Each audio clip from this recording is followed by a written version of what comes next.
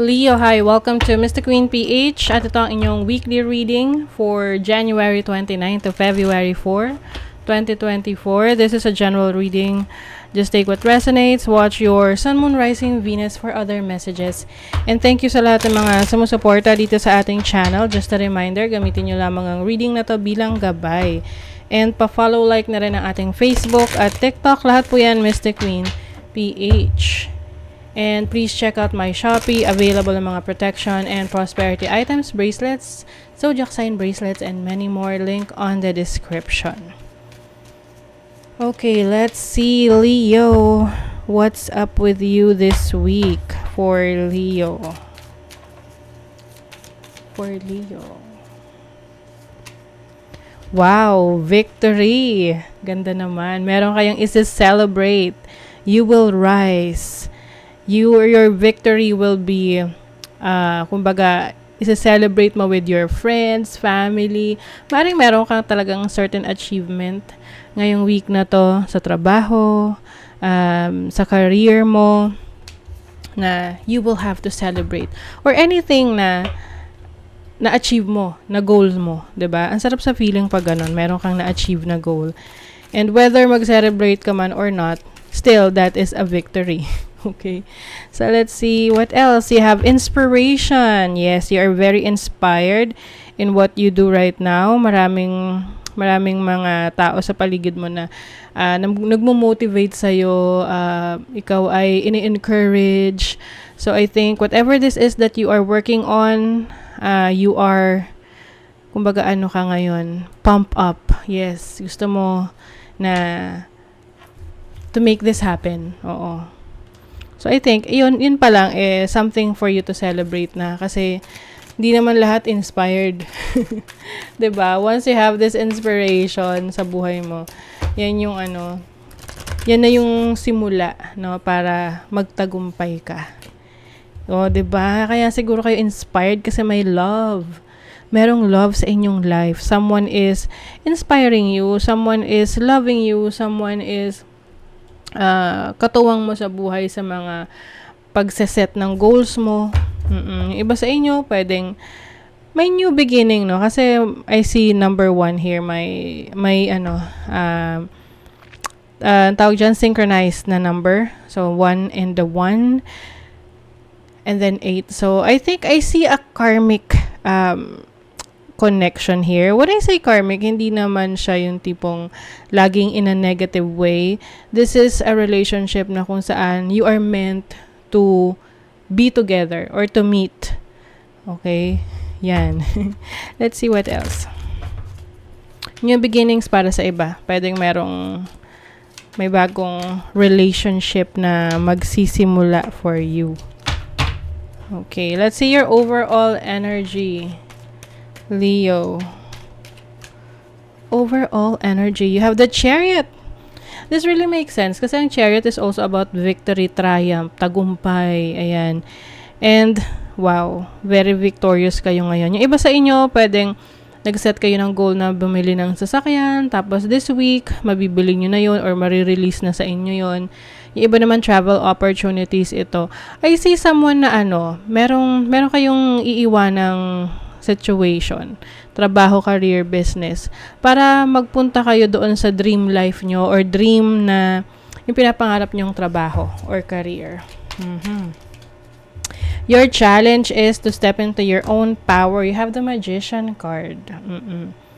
Ito yung mga bagay na hindi mo pa na-explore about yourself, yung mga kakayanan mo.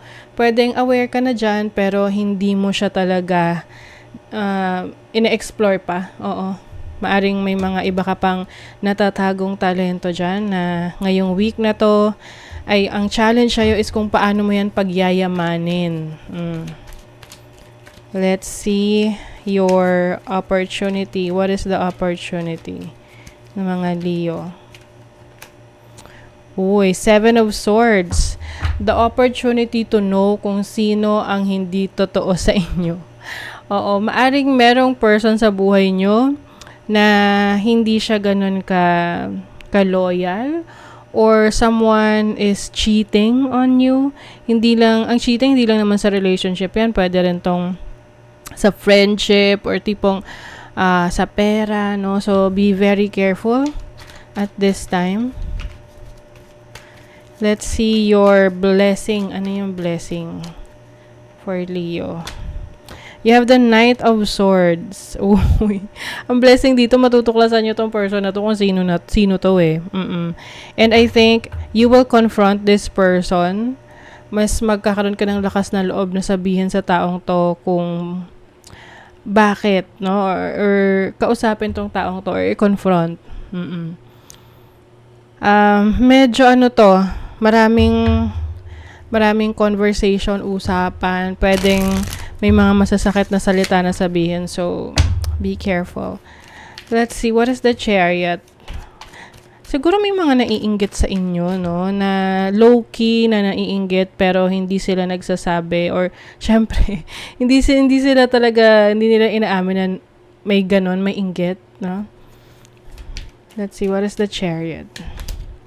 You have the Knight of Cups. Oh, alam niyo, yung iba sa inyo, Leo, kaya siguro may ganong factor na may naiinggit, ganyan, is because yung career mo, yung relationship mo, they are all successful. Nagbo-blossom siya. So, yung iba sa inyo, may bago na kayong relationship, mayroon pa kayong promotion sa trabaho, yung mga ganon. So, sasabihin ng iba, sana all, ganon. Let's see the Magician. What is this? The Magician is the Ten of Pentacles.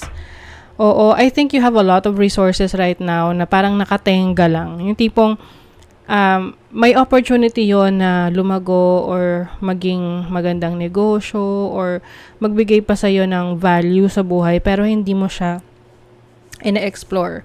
So, might as well, you check your resources ngayon. Pwedeng sa bahay, meron kang mga hindi na nagagamit na bagay na pwede mong ibenta or hanapan mo ng paggagamitan.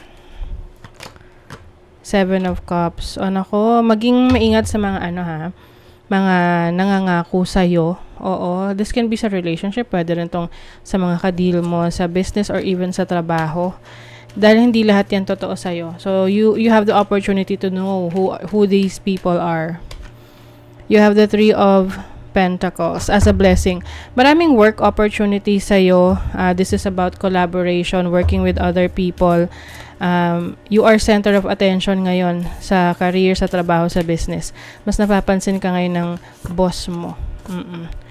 Ayan. So, confidence, it comes with time and practice. So, yung iba sa inyo, maaring may mga pagkakataon na nagkakaroon kayo ng low self-esteem. Bakit? No?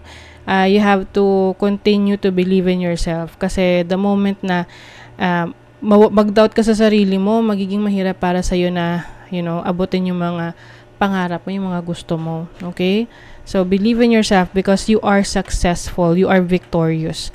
So, that is your reading, Leo. Kung nagustuhan nyo ito, naka-resonate kayo, mag-comment kayo dyan. Like, share, subscribe para lagi kayong updated sa ating mga readings. Thank you so much, Leo. See you again.